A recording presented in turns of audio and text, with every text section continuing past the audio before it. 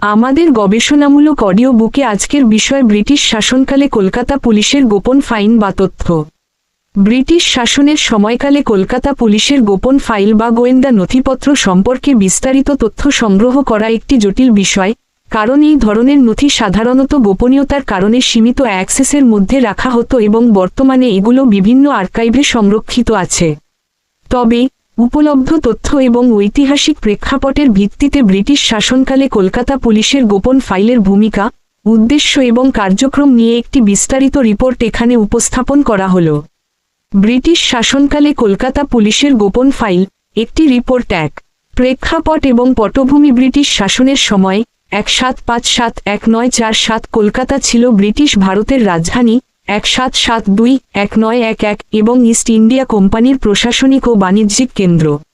এই সময়ে কলকাতা পুলিশ একটি গুরুত্বপূর্ণ ভূমিকা পালন করত, যা শুধুমাত্র আইন শৃঙ্খলা রক্ষার মধ্যে সীমাবদ্ধ ছিল না, বরং রাজনৈতিক গোয়েন্দা তথ্য সংগ্রহ এবং বিদ্রোহী কার্যক্রম নিয়ন্ত্রণের ক্ষেত্রেও সক্রিয় ছিল। 1887 সালে ব্রিটিশ ভারতের প্রতিটি প্রাদেশিক সরকারের সদর দফতরে একটি কেন্দ্রীয় বিশেষ শাখা, স্পেশাল ব্রাঞ্চ এবং পুলিশের বিশেষ শাখা গঠনের আদেশ জারি হয়। কলকাতা পুলিশের অধীনে এই বিশেষ শাখা গোপন ফাইল রক্ষণাবেক্ষণ ও গোয়েন্দা তথ্য সংগ্রহের জন্য দায়িত্বপ্রাপ্ত ছিল। এই গোপন ফাইলগুলো মূলত রাজনৈতিক আন্দোলন, বিশেষ করে ভারতীয় জাতীয় কংগ্রেস এবং পরবর্তীতে স্বাধীনতা আন্দোলনের সাথে যুক্ত ব্যক্তি ও সংগঠনের উপর নজরদারি করার জন্য ব্যবহৃত হতো। 2. গোপন ফাইলের উদ্দেশ্য। কলকাতা পুলিশের গোপন ফাইলগুলোর প্রধান উদ্দেশ্য ছিল রাজনৈতিক নজরদারি, ভারতীয় জাতীয় কংগ্রেস, বিপ্লবী গোষ্ঠী যেমন যুগান্তর, অনুশীলন সমিতি এবং অন্যান্য স্বাধীনতাকামী সংগঠনের কার্যক্রম পর্যবেক্ষণ করা।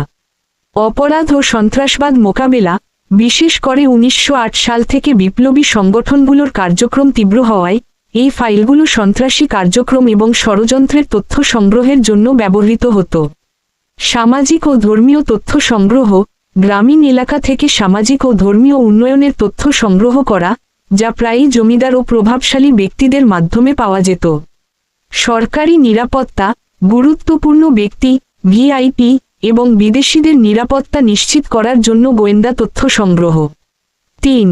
গোপন ফাইলের বিষয়বস্তু। গোপন ফাইলগুলোতে সাধারণত নিম্নলিখিত তথ্য অন্তর্ভুক্ত থাকত: ব্যক্তিগত তথ্য, স্বাধীনতা সংগ্রামী, বিপ্লবী নেতা এবং সন্দেহভাজন ব্যক্তিদের নাম, ঠিকানা, সামাজিক যোগাযোগ এবং কার্যক্রমের বিবরণ, আন্দোলনের বিবরণ, রাজনৈতিক সভা, প্রচারপত্র বিতরণ, গোপন সংগঠনের পরিকল্পনা এবং অস্ত্র সংগ্রহের তথ্য। গোয়েন্দা প্রতিবেদন, স্থানীয় গোয়েন্দা শাখা থেকে সংগৃহীত তথ্য, যা কলকাতার সদর দফতরে প্রেরণ করা হতো। নিষিদ্ধ সাহিত্য, ব্রিটিশ শাসনের বিরুদ্ধে লেখা বই, পত্রিকা এবং প্রচারপত্রের তালিকা। উদাহরণস্বরূপ, শিশির করের গবেষণা অনুসারে ব্রিটিশ আমলে নিষিদ্ধ বাংলা বইয়ের তথ্য এই ধরনের গোপন ফাইলে সংরক্ষিত হতো। 4. গোপন ফাইল রক্ষণাবেক্ষণের প্রক্রিয়া। গোয়েন্দা শাখার ভূমিকা। কলকাতা পুলিশের বিশেষ শাখা, স্পেশাল ব্রাঞ্চ গোপন ফাইলগুলোর তথ্য সংগ্রহ ও সংরক্ষণের দায়িত্ব পালন করত। এই শাখা 1908 সালে মেদিনীপুর, বরিশাল, দেওঘর, কুষ্টিয়া, খুলনা, যশোর ইত্যাদি জেলায় কেন্দ্র স্থাপন করে গোয়েন্দা কার্যক্রম শুরু করে। তথ্য সংগ্রহের পদ্ধতি। তথ্য সংগ্রহের জন্য গ্রাম নজরদারি ব্যবস্থা, জমিদার এবং সমাজের প্রভাবশালী ব্যক্তিদের ব্যক্তিগত যোগাযোগ ব্যবহার করা হতো। পরবর্তীতে গোয়েন্দা তথ্য সংগ্রহ ও প্রচারের পদ্ধতি বিধিবদ্ধ করা হয়। আর্কাইভিং।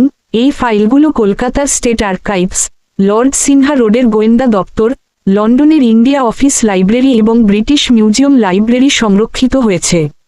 5. গোপন ফাইলের প্রভাব। স্বাধীনতা আন্দোলনের উপর নজরদারি। এই ফাইলগুলোর মাধ্যমে ব্রিটিশ সরকার স্বাধীনতা সংগ্রামীদের গতিবিধি নিয়ন্ত্রণ করত। উদাহরণস্বরূপ, কংগ্রেস আন্দোলনকে ব্রিটিশ সাম্রাজ্যের জন্য হুমকি হিসেবে দেখা হতো এবং এই ফাইলগুলোর মাধ্যমে তাদের কার্যক্রমের উপর নজর রাখা হতো। নিষিদ্ধ সাহিত্য নিয়ন্ত্রণ। শিশির করের গবেষণা অনুসারে ব্রিটিশ শাসনকালে বাংলা বই এবং প্রকাশনা নিষিদ্ধ করা হতো এবং এই তথ্য গোপন ফাইলে সংরক্ষিত হতো। এটি ব্রিটিশদের সাংস্কৃতিক ও রাজনৈতিক নিয়ন্ত্রণের একটি অংশ ছিল। সন্ত্রাসবাদ মোকাবেলা। স্বাধীনতার আগে সন্ত্রাসী সহিংসতার জন্য দায়ী গোষ্ঠীগুলোকে খুঁজে বের করতে গোয়েন্দা শাখা ব্যতিক্রমী ক্ষমতা দেখিয়েছিল। 6. উল্লেখযোগ্য উদাহরণ নিষিদ্ধ বাংলা বই। শিশির করের গবেষণা অনুসারে ব্রিটিশ আমলে নজরুল ইসলামের মতো কবি ও লেখকদের লেখা নিষিদ্ধ করা হতো। এই তথ্য গোপন ফাইলে সংরক্ষিত হতো এবং এগুলো লন্ডনের ইন্ডিয়া অফিস লাইব্রেরি, নয়াদিল্লির ন্যাশনাল আর্কাইভস এবং কলকাতা স্টেট আর্কাইভসে পাওয়া যায়। বিপ্লবী সংগঠন। 1908 সালে কলকাতা এবং জেলাগুলোতে বিপ্লবী সংগঠনগুলোর কার্যক্রমের উপর নজরদারির জন্য গোয়েন্দা শাখা গঠন করা হয়। এই শাখা গোপন ফাইলের মাধ্যমে তথ্য সংগ্রহ ও বিশ্লেষণ করত। 7. আধুনিক প্রেক্ষাপটে গোপন ফাইলের গুরুত্ব। ব্রিটিশ শাসনকালের গোপন ফাইলগুলো বর্তমানে ঐতিহাসিক গবেষণার জন্য অমূল্য সম্পদ। এগুলো স্বাধীনতা আন্দোলন, ব্রিটিশ প্রশাসনের কৌশল এবং সামাজিক গতিশীলতার উপর আলোকপাত করে। তবে এই ফাইলগুলো অ্যাক্সেস করা কঠিন, কারণ এগুলো বিভিন্ন আর্কাইভে ছড়িয়ে ছিটিয়ে রয়েছে এবং কিছু ক্ষেত্রে গোপনীয়তার কারণে সীমিত অ্যাক্সেসযোগ্য। 8. উপসংহার। ব্রিটিশ শাসনকালে কলকাতা পুলিশের গোপন ফাইলগুলো ছিল তাদের গোয়েন্দা কার্যক্রমের মূল ভিত্তি। এই ফাইলগুলোর মাধ্যমে তারা রাজনৈতিক, সামাজিক এবং বিপ্লবী কার্যক্রমের উপর নজর রাখত এবং স্বাধীনতা আন্দোলনকে নিয়ন্ত্রণ করার চেষ্টা করত। এই নথিগুলো ব্রিটিশ শাসনের কৌশল এবং ভারতীয় স্বাধীনতা সংগ্রামের ইতিহাস বোঝার জন্য গুরুত্বপূর্ণ। বর্তমানে এই ফাইলগুলো বিভিন্ন আর্কাইভে সংরক্ষিত আছে এবং গবেষকদের জন্য উন্মুক্ত, যদিও অ্যাক্সেস সীমিত এবং গবেষণার জন্য বিশেষ অনুমতির প্রয়োজন হতে পারে। তথ্যসূত্র। বিশেষ শাখা, Bangladesh police Wikipedia special branch, Bangladesh Wikipedia. British শাসনে বাজেয়াপ্ত বাংলা বই। শিশির করদি। আপনি নির্দিষ্ট কোনো গোপন ফাইল বা ঘটনার উপর আরও বিস্তারিত তথ্য চান, তাহলে অনুগ্রহ করে আরও নির্দিষ্ট তথ্য প্রদান করুন, আমি সেই অনুযায়ী আরও গভীরভাবে তথ্য সরবরাহ করব। গো।